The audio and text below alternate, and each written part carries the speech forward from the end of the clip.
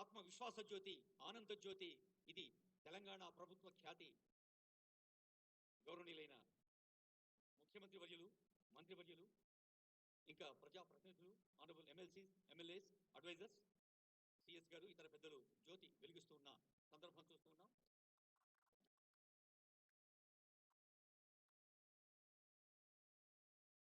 మీ కరతాళ ధ్వనులే మంగళధ్వానాలుగా, నాదస్వర వాద్యాలుగా, శుభ సూచకంగా, తేజో దీపకంగా జ్యోతి వెలిగించిన ఆనరబుల్ సీఎం గారికి, ప్రజలకు హృదయపూర్వక ధన్యవాదాలతో గౌరవనీయులైన సిఎస్ మేడం శాంతికుమారి మేడం గారి స్వాగత వచనాలు.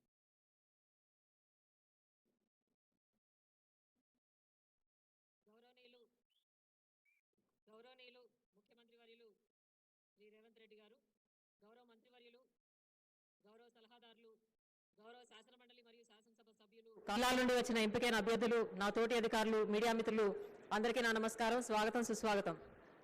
ఈరోజు ఎంతో సంతోషకరమైన రోజు.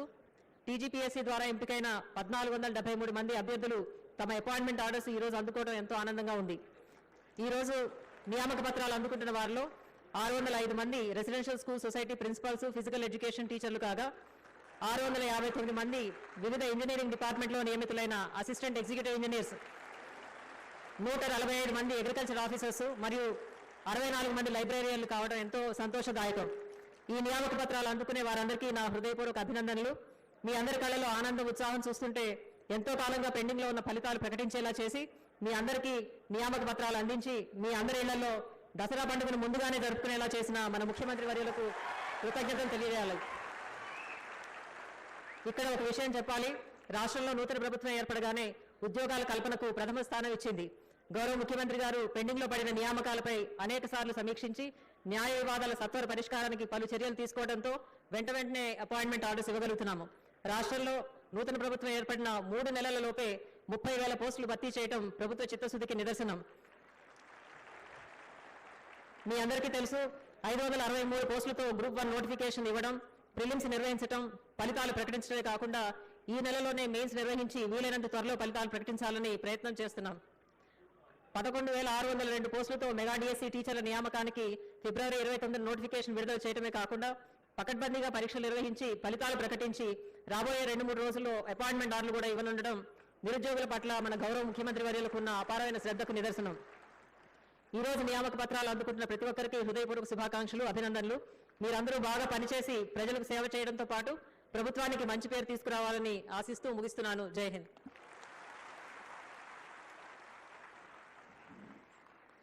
గౌరవనీయులైన రాష్ట్ర ప్రధాన కార్యదర్శి గారి సందేశానికి, స్ఫూర్తికి ధన్యవాదాలతో ఇది కొలువుల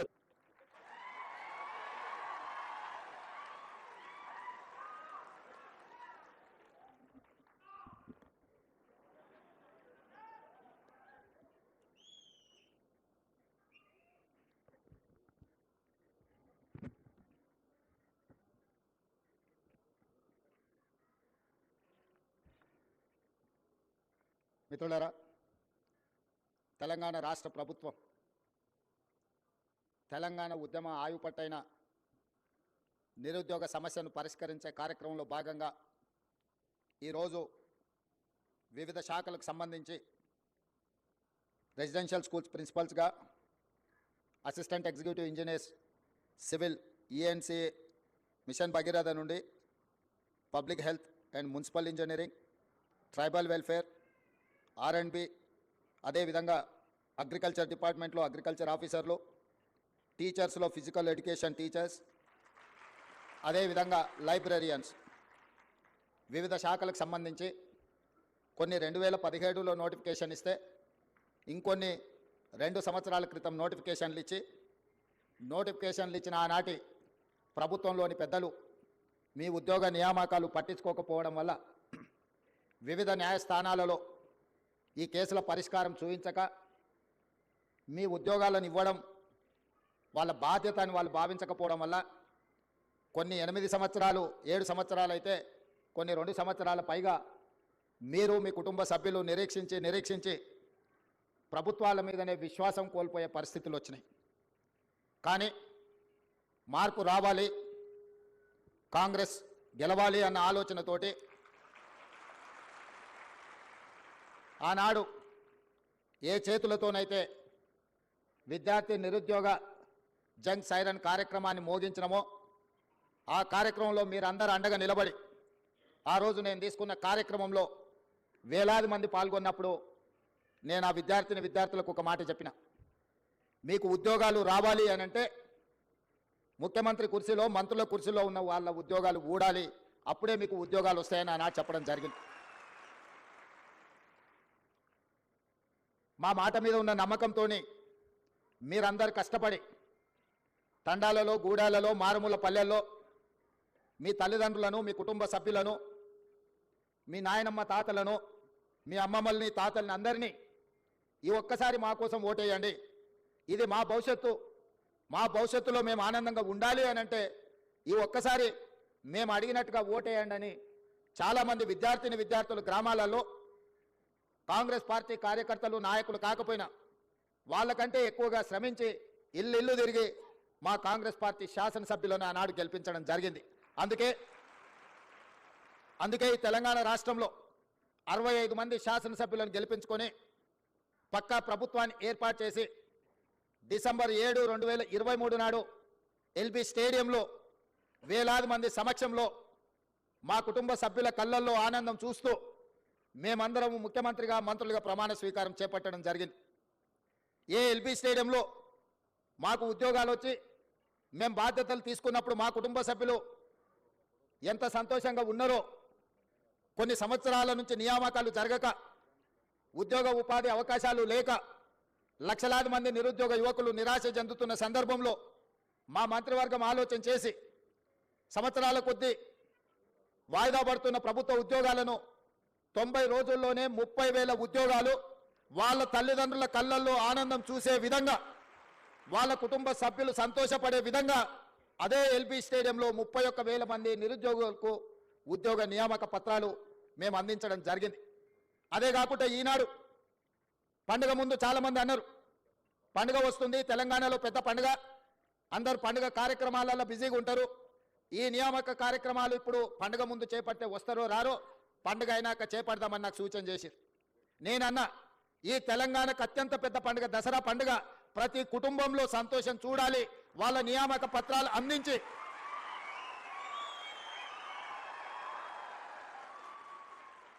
1635 మందికి ఉద్యోగ నియామక పత్రాలు అందించడం ద్వారా ప్రతి వాళ్ళ కుటుంబాలలో ఏ విధంగా అయితే మనకు బాధ్యత వచ్చినప్పుడు, పదవులు వచ్చినప్పుడు మన కుటుంబ సభ్యులు సంతోషపడ్డారో, ఇవాళ వాళ్ళకు కూడా ఉద్యోగ నియామక పత్రాలు ఇస్తే వాళ్ళ తల్లిదండ్రులు కూడా అంతే సంతోషంగా దసరా పండుగ చేసుకుంటారు, వాళ్ళ కళ్ళల్లో ఆనందం చూడాలి.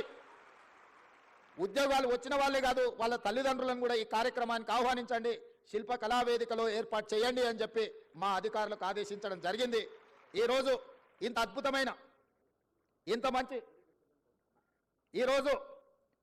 మంచి కార్యక్రమం, నేను చాలా సభలు సమావేశాలు మీకు తెలుసు వెళ్తుంటాను, ఆ సభలలో సమావేశాలలో సంతోషంతో కొట్టే చప్పట్లు లేకపోతే కూలీకి వచ్చిన వాళ్ళు కొట్టే చప్పట్లకు తేడా నేను గుర్తిస్తా. ఇవాళ మీరు కొడుతున్న చప్పట్ల వెనుక మీ సంతోషం, మీ కుటుంబ సభ్యుల యొక్క ఆనందం కొట్టొచ్చిన కనిపిస్తుంది. ఎందుకంటే ఏళ్ల కొద్దీ నిరీక్షించే మీ కళ ఈరోజు సాకారం కాబోతుంది. ఈ కళ సాకారం కాబోతున్న వేళ మీ ఆనందాన్ని చప్పట్ల ద్వారా వ్యక్తపరుస్తుందన్న సంగతి ఈ వేదిక మీద ఉన్న నాకు స్పష్టంగా అనిపిస్తుంది. మిత్రులారా, మీ అందరికీ నా సూచన ఒక్కటే, ఈ తెలంగాణ రాష్ట్రం ఆషామాషిగా రాలే. ఈ తెలంగాణ రాష్ట్రం మీలాంటి వేలాది లక్షలాది మంది విద్యార్థిని నిరుద్యోగ యువకులు ఉద్యమాలు చేసి వందలాది మంది పిల్లలు ఆత్మ బలిదానాలు చేసుకుంటే రాష్ట్రాన్ని తెచ్చుకున్నాం. ఆ రాష్ట్ర సాధనలో ఇంధనంగా పనిచేసిందే నిరుద్యోగ సమస్య. తెలంగాణ వెనుకబాటుతనం, తెలంగాణను వెనుక వేయబడ్డది. తెలంగాణ పునర్నిర్మాణంలో తెలంగాణ బిడ్డలు భాగస్వాములు కావాలన్న ఆలోచనతోటి లక్షలాది మంది విద్యార్థులు యూనివర్సిటీలు వదిలి ఉద్యమ బాట పట్టి తెలంగాణ రాష్ట్రాన్ని సాధించుకున్నాం. ఆ సాధించుకున్న తెలంగాణ రాష్ట్రంలో ఈరోజు తెలంగాణ భవిష్యత్తును తీర్చిదిద్దడానికి మీరందరూ ఈరోజు ప్రతిజ్ఞ చేయబోతున్నారు. ఈ తెలంగాణ నిర్మాణంలో మీరు భాగస్వాములు కాబోతున్నారు. ఇది బాధ్యత, ఇది బాధ్యతనే కాదు, ఇది ఒక భావోద్వేగం. నేను ప్రతి ఉద్యోగ నియామకాల సందర్భంగా నేను చెప్తున్నా, ఇది ఉద్యోగం కాదు, ఇది భావోద్వేగం. ఈ తెలంగాణ నిర్మాణంలో మనం భాగస్వాములం అవుతున్నాం. ఏ విధంగా అయితే ముఖ్యమంత్రి నాకు ఒక భావోద్వేగమో, ఏ విధంగా అయితే లక్షలాది మందికి రాని అవకాశం ఈ రోజు నాకు ముఖ్యమంత్రి వచ్చిందో, ఈ రోజు ఇంజనీర్లుగా మీకు కూడా లక్షలాది మంది విద్యార్థులు పోటీ పడితే మీరు ఎన్నికైనరు. మీ బాధ్యతను మీరు మరవద్దు. ఈ ఉద్యోగాన్ని ఉద్యోగంలాగా కాకుండా భావోద్వేగంగా భావించండి. ఈ తెలంగాణ నిర్మాణంలో మీరు భాగస్వాములు కాబోతున్నారు. తెలంగాణ భవిష్యత్తు నిర్మాణంలో ఈ ఇంజనీర్లదే కీలకమైన బాధ్యత. పెద్దలు కోమటిరెడ్డి వెంకటరెడ్డి గారు చెప్పినట్టు మీరు బాధ్యతాయుతంగా వ్యవహరించండి. ఎవరిని ఆదర్శంగా తీసుకోవాలో మీ కళ్ళ ముందలో ఉన్నాయి. బాక్రానంగల్ డ్యాం నుంచి నాగార్జున సాగర్, శ్రీశైలం, శ్రీరామ్ సాగర్ వరకు పండిత్ జవహర్లాల్ నెహ్రూ గారి సమయంలో మొదటి ప్రధానమంత్రి కట్టిన ప్రాజెక్టులు ఎన్ని వర్షాలు, వరదలు, తుఫాన్లు, ఉప్పెనలు వచ్చినా నిటారుగా నిలబడి ఆ నాణ్యత అక్కడ కళ్ళ ముందు కనిపిస్తుంది. ఆ రోజు సాంకేతిక నైపుణ్యం లేదు, ఈ యంత్ర సామాగ్రి లేదు. మనుషులనే పెట్టి సంవత్సరాల కొద్దీ అక్కడ క్యాంపులేసి అక్కడ కూర్చొని నిర్మాణం చేసి ఇవాళ ఈ తెలంగాణను నిర్మించడం జరిగింది. ఇదే కాదు, మోక్షగుండం విశ్వేశ్వరయ్య 1908లో హైదరాబాదు నగరాన్ని వరదలు వచ్చి ఉప్పెనై కమ్మేసి వేలాది మందిని పొట్టన పెట్టుకున్నప్పుడు ఆ వరదల్ని నియంత్రించడానికి ప్రపంచంలో ఉండే ఇంజనీర్లందరినీ కూడా వారు సంప్రదించడం జరిగింది. అందులో మోక్షగుండం విశ్వేశ్వరయ్యను వారు నియమిస్తే వారు ఈరోజు నిర్మించిన man made wonders Osman Sagar, Himayat Sagar, మనం ముద్దుగా పిలుచుకునే గండిపేట నుంచి మొదలు పెడితే పురాణపూర్ బ్రిడ్జ్ల వరకు ఈరోజు హైదరాబాదు నగరంలో ఆనాడు ఈ వరదల్ని, అనంతగిరి కొండల్లో నుంచి వచ్చే వరదల్ని నియంత్రించడం ద్వారా, నిలువరించడం ద్వారా గండిపేట, ఉస్మాన్ సాగర్లను నిర్మించి ఖాళీ నీళ్ల కోసమే కాదు వాటిని తాగునీటి వనరులుగా మార్చి లక్షలాది మంది హైదరాబాద్ ప్రజలకు దాహార్తిని తీర్చడానికి మోక్షగుండం విశ్వేశ్వరయ్య నిర్మించిండో వారు ఇంజనీర్ కాబట్టే, క్వాలిటీ కలిగిన ఇంజనీర్ కాబట్టే అలాంటి గొప్ప మ్యాన్ మేడ్ వండర్స్ను, అద్భుతాలను నిర్మించి మనకిచ్చాడు.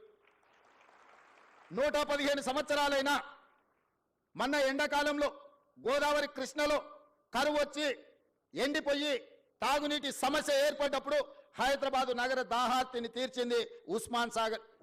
అదేవిధంగా ఈ గండిపేట్, ఈ ప్రాజెక్టులు ఆ రోజు మాకెందుకులే అని, లేదా ఏ 10 ఏళ్ళుంటే చాలను కట్టినుంటే ఇవాళ మనకు ఈ పరిస్థితిలో మన ఆదుకుంటుండేనా?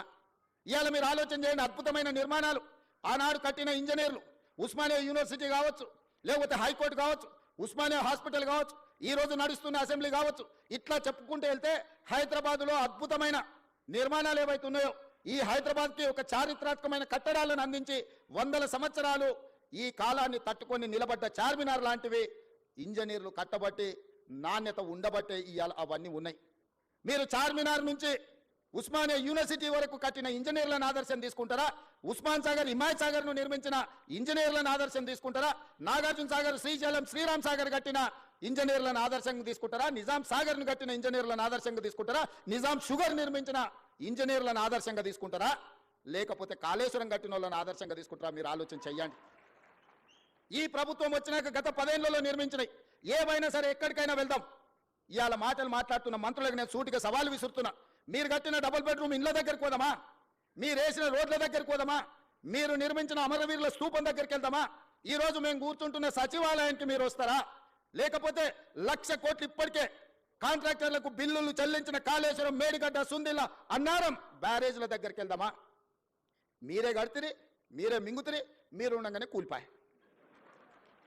ఇప్పటికీ డిపిఆర్ లేదు, డీటెయిల్ ప్రాజెక్ట్ రిపోర్ట్ లేకుండా ఒక చిన్న గుడిసేసుకున్నా ఇవాళ రేపు మనం ఒక మేస్త్రిని పిలిచి, అయ్యా 2 అరల గుడిసే వేయదలుచుకున్నా కట్టెలు ఎంత పడుతుంది, సొప్పు ఎంత పడుతుంది, ఒకవేళ స్లాబ్ వేయదలుచుకుంటే సిమెంట్ ఎంత పడుతుంది, స్టీల్ ఎంత పడుతుంది, కంకర ఎంత పడుతుంది, ఖర్చు ఎంత అవుతుందని మనం అంచనా వేసుకుంటాం. ఒక్క అర్ర ఇల్లు కట్టుకోవాలన్నా, చిన్న పాండప పెట్టుకోవాలన్నా ఒక ప్రాజెక్టు రిపోర్ట్ తీసుకుంటాం మనం. అవునా? 1,50,000 కోట్ల అంచనాలు, 38,000 కోట్ల రూపాయల అంచనా ఉన్న ప్రాణహిత చేవెళ్ళ పేరు మారి కాళేశ్వరమై రీడిజైనింగ్ పేరు మీద 1,50,000 కోట్లకు అంచనాలు పెంచి ఇవాళకి 1,00,000 కోట్లు చెల్లించిండ్రు. 3వ టీఎంసీకి ఇంకా పనులు పూర్తి కాలేదు. ఇంకా రిజర్వాయర్ల విషయంలో కొండపోచమ్మ, మల్లన్న సాగర్ గురించి ఈరోజు వాళ్ళు మాట్లాడుతున్నారు. మల్లన్న సాగర్లో ఈరోజు నిపుణులు చెప్తున్నారు, జియోలాజికల్ సర్వే ఆఫ్ ఇండియా వాళ్ళు, అది ఎక్కడైతే నిర్మించిందో భూమిలో వర్టికల్ ఒక చీలిక ఉన్నది. 50 టీఎంసీల నీళ్లు నింపిన రోజు అది కుంగిపోయి భూకంపం వచ్చి ఊర్లే తుడిచిపెట్టకపోతాయని చెప్పి వాళ్ళ సాంకేతిక నిపుణులు నివేదిక ఇచ్చారు. గత ప్రభుత్వం ఏ రోజు కూడా 15 టీఎంసీల కంటే ఎక్కువ నీళ్లు నింపలేదు. అట్లాంటి ప్రాజెక్టు మీద 1,00,000 కోట్లు ఖర్చు పెట్టి ఇవాళ కాళేశ్వరం కట్టినామని చెప్పి మాట్లాడుతారు. నేను ఒకటే అడుగుతున్నా, ఈరోజు జరిగిన ప్రాజెక్టులో జరిగిన కమిషను ఈరోజు సాంకేతిక నైపుణ్యం మీద కొంతమేరకే విచారణ చేస్తుంది. బెస్ట్ సాంకేతిక నిపుణులను నియమిద్దాం. మీరు ఎక్కడ కట్టినరు, ఎట్లా కట్టినరు, దీని వెనకాల ఉన్న మర్మం ఏందో ఆలోచన చేద్దాం. ఈ గత 10 ఏళ్లలో జరిగిన నిర్మాణాలు మీరు ఏదైనా తీసుకోండి, మీ ఊర్లో కట్టిన చెక్ డ్యాములు తీసుకోండి, మీ ఊర్లో వేసిన రోడ్లను తీసుకోండి, మీ పల్లెల్లో కట్టిన డబుల్ బెడ్రూమ్ ఇళ్లను తీసుకోండి, లేకపోతే చిన్న చిన్న గ్రామ పంచాయతీ కార్యాలయాలు నిర్మిస్తే కూడా గత 10 ఏళ్లలో ఏం పనులు చేసిరో మీరు ఒక్కసారి చూడండి. నేను ఎందుకు ఈ మాట చెప్తున్నంటే 100 సంవత్సరాల అనుభవం ఒక పక్కన ఉంటే 10 సంవత్సరాల దుర్మార్గమైన ఇంకొక అనుభవం ఇంకొక పక్కన ఉంది.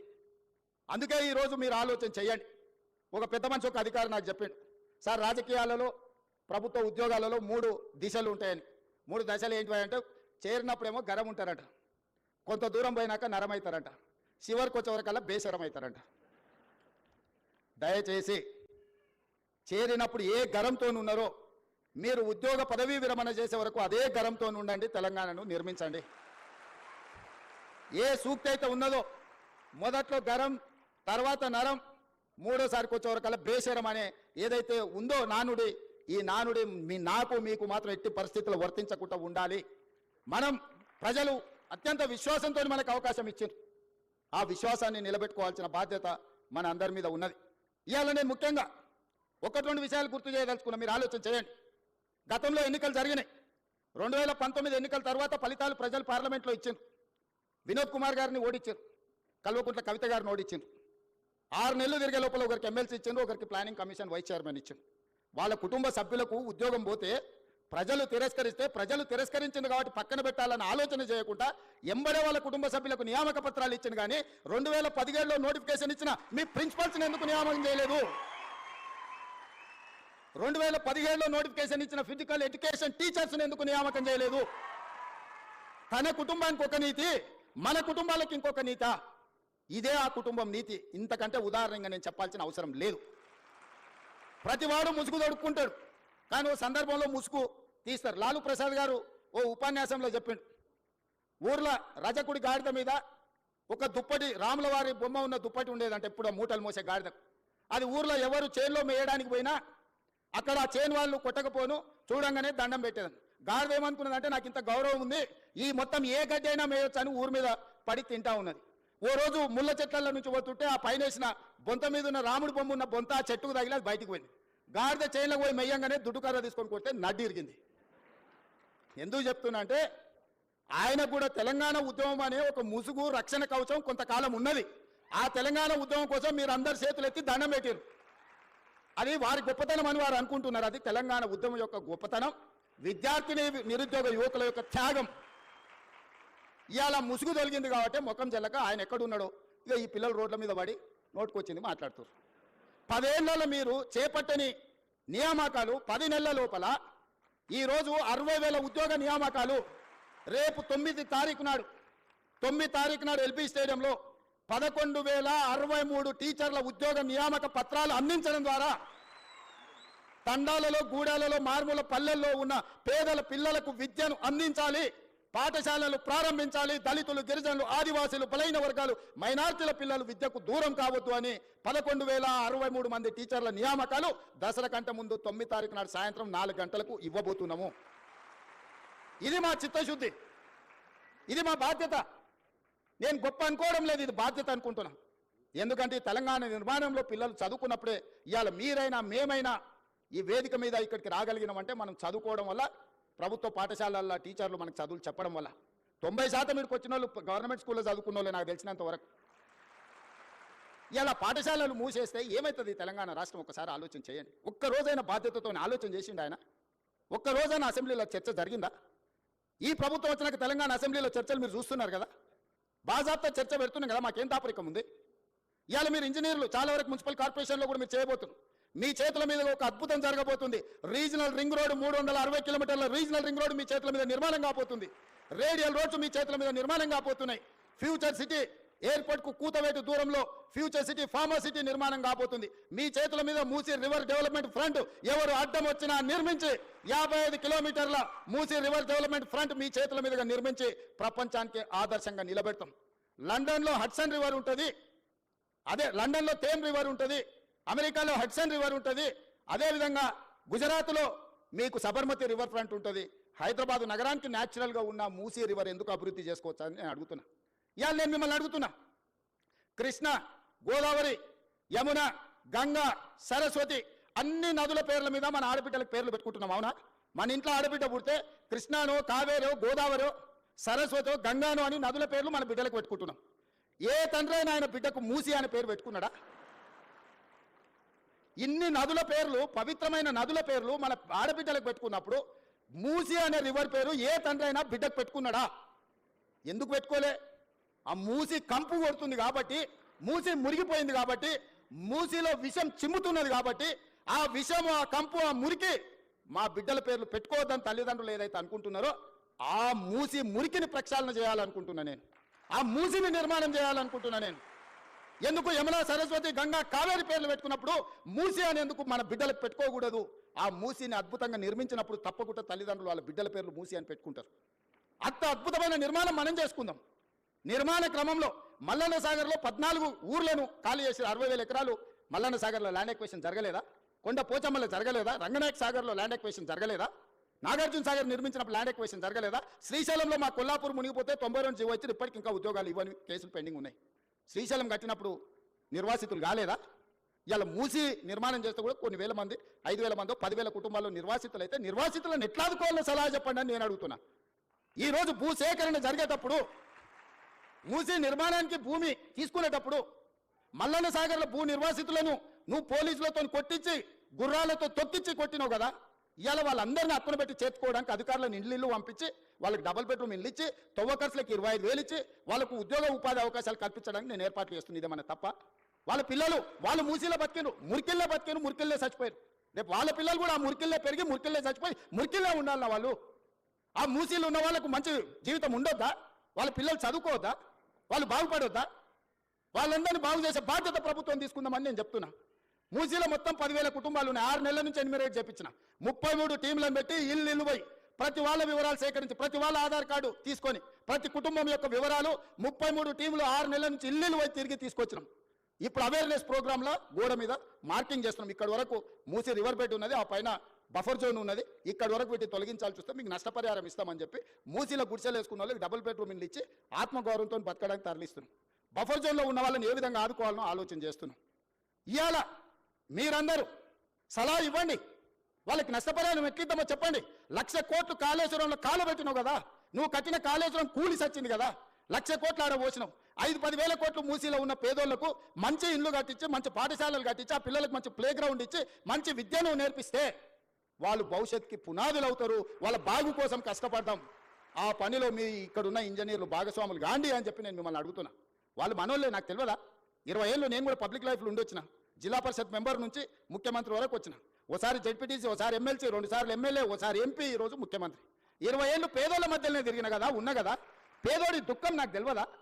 ఇల్లు కూలితే ఎంత బాధ ఉంటుందో తెలియదా? వాళ్ళందరినీ ఎట్లా ఆదుకుందామో చెప్పండి. నష్టపరిహారం ఎట్లిద్దామో చెప్పండి. నువ్వు 7 లక్షల కోట్లు అప్పు చేసినావు. వాళ్ళ కోసం ఇంకో 10,000 కోట్లు ఎట్లయినా చేసి తీసుకొచ్చి వాళ్ళకి ఇద్దాం. మీరు మింగింది ఆపితే చాలు వాళ్ళకి ఇవ్వడానికి. ఏందుంది అందులో? 1000 ఎకరాల ఫామ్ హౌస్ ఉంది. 2 కోట్లు 3 కోట్లు ఎకరం ఉంది. అలా 2-3 వేల కోట్లు నువ్వు పండుకునే కానీ ఉంది కదా కేసీఆర్. నీ పార్టీ ఆఫీస్ ఖాతాలో 1,500 కోట్లు ఉన్నాయి. నువ్వు పార్టీ పెట్టినా 15 రూపాయలు లేవు నీ దగ్గర. 1,500 కోట్లు నీ ఖాతాలకు పైసలు వచ్చినాయి. ఎట్లా వచ్చినాయి? ఈ పేదోళ్ళ త్యాగం కాదా? వాళ్ళు ప్రభుత్వం నుంచి, ప్రభుత్వ ఖజానా నుంచి అవసరమైతే ఒక 10,000 కోట్లు ఖర్చు అయినా వాళ్ళని ఒక మంచి అపార్ట్మెంట్స్ కట్టించి, గవర్నమెంట్ ల్యాండ్లో వాళ్ళకి మంచి ఒక కాలనీ కట్టించి, వాళ్ళందరినీ అక్కడికి తరలించి, అక్కడ ఒక హాస్పిటల్, ఒక పాఠశాల, ఒక ఐటీఐ, ఒక జూనియర్ కాలేజు, అవసరమైతే ఒక ఇంజనీరింగ్ కాలేజ్ కట్టించి వాళ్ళకు ఒక మంచి భవిష్యత్తు ఇద్దాం. సలహా ఇవ్వండి. చదువుకోలేదా? అమెరికాలో పోయి చదువు వచ్చినట్టు సన్నాసి ఆ పిల్లలు చదువుకోనికే దారి చూపించే తెలియదా? ఈటెల రాజేందర్ గారు అందులో ఇంకా ఆయనకు అంగి మారింది కానీ వాసన అయితే మారినట్టుగా అనిపిస్తలేదు. నాకు కొంచెం గౌరవం ఉండే, ఎందుకంటే ఇట్లాంటి దాంట్లో కొంచెం కలిసి వస్తాడేమని. ముందు రోజు హరీష్ కేటీఆర్ మాట్లాడితే తెల్లారు అదే చిరాకు తీసుకొచ్చి రాజేందర్ అన్న చదువుతున్నాడు. కనీసం భాషనైనా మార్చుకో రాజేందర్ అన్న. నువ్వు అందులో ఉండొచ్చినావు అని ఇంత బానిసత్వం వాళ్ళకి చూపించాల్సిన అవసరం లేదు. ఎందుకంటే నువ్వు కష్టాలలో ఉన్నప్పుడు వాళ్ళు నిన్ను మెడలాటి దొబ్బినప్పుడు తెలంగాణ సమాజాన్ని పక్కన నించున్నది. వాళ్ళ పక్కన నించోకు, దొంగల పక్కన, తెలంగాణ ప్రజల పక్కన నించో. ఇవాళ నేను ఢిల్లీకి పోతున్నారా, రేపు మోడీ దగ్గరికి పోదాం. సబర్మతి రివర్ ఫ్రంట్లో 64,000 కుటుంబాలను బయటకు పంపించిండు ఆయన. 40 లక్షల కోట్ల రూపాయల బడ్జెట్ ఉందో, 25,000 కోట్ల రూపాయలు మూసీ రివర్ డెవలప్మెంట్ ఫ్రంట్కి అడుగుదాం మోడీ గారిని. ఎందుకు ఏడు మోడీ గారు మనకు? మనం పన్ను కడతలేమా? సికింద్రాబాద్ నువ్వే గెలుస్తుంది, చేవెళ్ళ నువ్వే గెలుస్తుంది, మల్కాజ్గిరి నువ్వే గెలుస్తుంది, మెదక్ నువ్వే గెలుస్తుంది.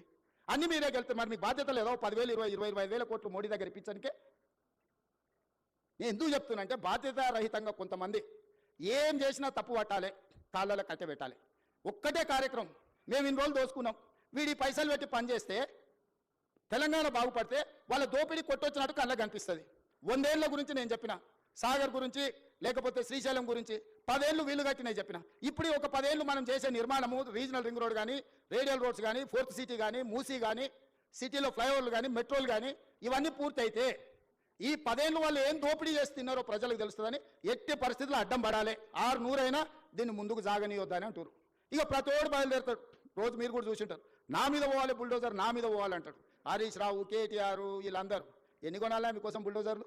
యాడుండే అసలే మీరు 7 లక్షలు అప్పు చేసి రాష్ట్రాన్ని దివాళి తీస్తారు. మీకోసం యాడ్కెళ్ళి కొనాలి నేను? వాళ్ళని ఏం లేదబ్బా, ఒకటే వస్తే మూసి అంచుపంచున్న వాళ్ళకి, నా దోస్తులకు అందరికి ఒకటే సూచన, పట్టుకొని వారం రోజులు ఆనే కూర్చోబెట్టారు మూసీలో. ఏమొద్దు, వాళ్ళని ఒక వారం ఆడు ఉండమనుండ్రి. ఇట్లొచ్చుడు అట్లా ఓడు కాదు, స్టేజ్ల మీద క్యాట్ వాచ్ చేసినట్టు వచ్చి ఇట్లొచ్చి వెళ్ళిపోయినట్టు కాదు. ఒక వారం రోజులు హరీష్ రావును, కేటీఆర్ను, రాజేందర్ను ఆ మూసి అంచున పేదోళ్ళు ఉన్న కాడ ఒక వారం వాళ్ళని ఆడు ఉంచుర్రి.